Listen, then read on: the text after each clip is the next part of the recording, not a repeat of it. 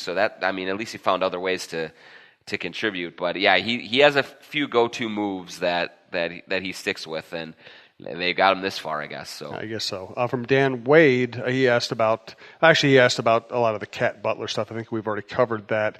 From Sam, this is probably a worn-out point, but Tyus Jones's plus-minus compared to the rest of the team is astounding. He wasn't offered an extension, and he isn't starting regardless of the Butler situation. Is this a fireable offense for Tibbs by itself? I don't think it's fireable by itself, no. But there is no denying that when Tyus Jones is on the court, good things happen. And is he a starter in this league on a team that wins playoff series? I don't know that yet. But I do know that when he is on the floor, that the group that he is with, whether he's with the starters when he's filling in for Jeff Teague, whether he is with that second unit with Rose and those guys, they just do good things. And so there's much clamoring for more time for Tyus, and I think that is justifiable. Should you trade Teague and then move him into the starting lineup? I don't know about that, but I do know that he just knows how to make winning plays and get everyone involved. And last night he had a big 3 in the fourth to kind of get them rolling. I mean, he's just a guy that you should keep around. I don't, and finally on his contract, I don't necessarily blame the Wolves for not extending him this summer and letting him go to restricted free agency, because they're right now in the league, there are just an unbelievable amount of really good point guards. And it's going to be hard for Tyus to find a deal at, starting on another team for big money that's going to totally price him out of Minnesota. And backup point guards some of them can make pretty good money, and some of them need to, and that may be his way out, where he goes to another place where he's more of an integral number 2 and gets a little more time, and they don't have Teague and Rose and that sort of thing, but they can match any offer. And so I can see why they did that, just given the market and what it will be for Tyus Jones. I can see why they held serve for right now. Nikolai asked a couple questions that we haven't gotten to yet. Is Layden calling teams or simply answering the phone? Do we know that? So I did hear that he has made some calls. Well, he or the Timberwolves in general have made some calls in the last few days to teams, which is to me encouraging, because I think one of the issues that they have run into, or that has been expressed to me from other teams, is like they can't get him on the phone, or they can't get straight answers from him.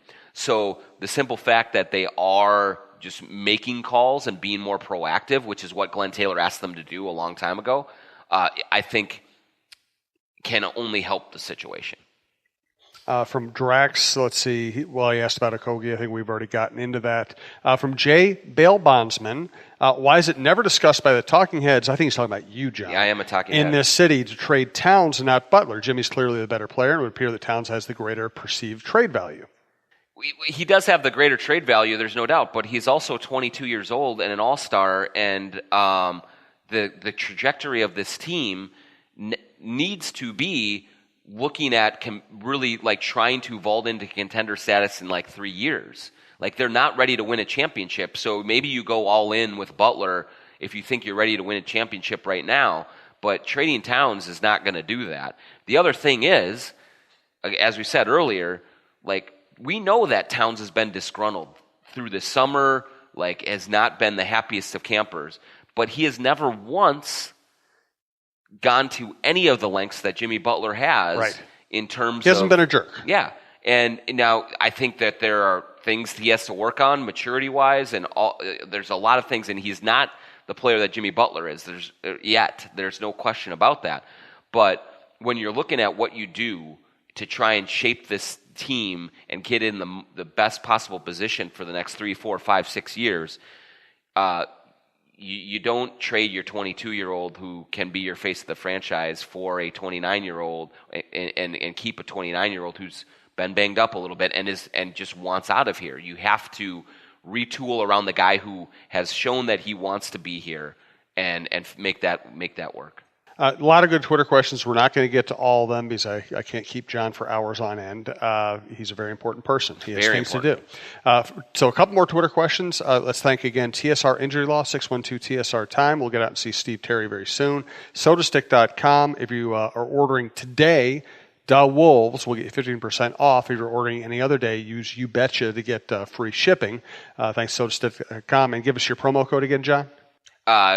theathletic.com/JohnPod, JONPOD, all lowercase, 40% off. Cool. From Patrick Anderson, internet rumors about Miami making new Butler offer with Jay Rich, Bam, and first round. Any validity? Well, I don't think it's quite that, because that doesn't work money wise. So they'd have to find a bigger contract to attach to make that happen. And so there may be elements of that where maybe Bam and Richardson are involved, but then they're trying to find more money to get into the equation so that they can make that work.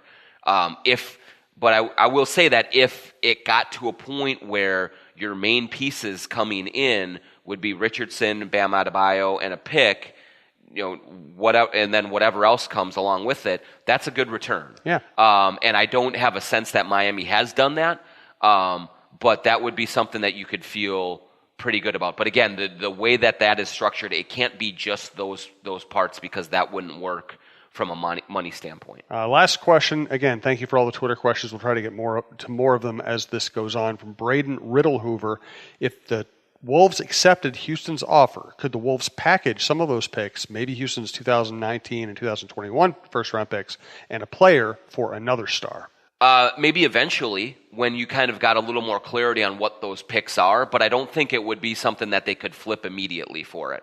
I know there's some talk where if you brought those picks in, maybe you could attach one to Gorgui Dieng, get off of that contract, something like that. But for me, like if I'm just looking at it from a strictly business perspective, I'm not sure that I should use as an enticing part of the deal that, okay, number one, I'm giving up my best player.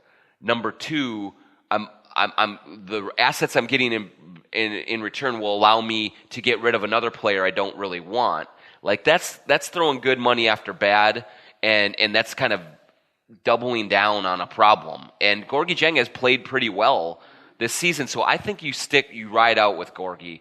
I would be hesitant to attach a first round pick just to get off of him, and certainly I would be hesitant to have that be one of my motivations in terms of whatever package I ultimately decide to give up for Jimmy Butler. A personal note, I've been very lucky in a couple trips to New York this fall. I got to see Hamilton, and I got to see Springsteen on Broadway, two of the best things I've ever seen. So listen, they were expensive ventures, and I'm cheap by nature. I really didn't want to spend the money, but if you ever get a chance to see either, my God, go do it. What a life you lead. I know. It's like I don't deserve it, but I'll take it.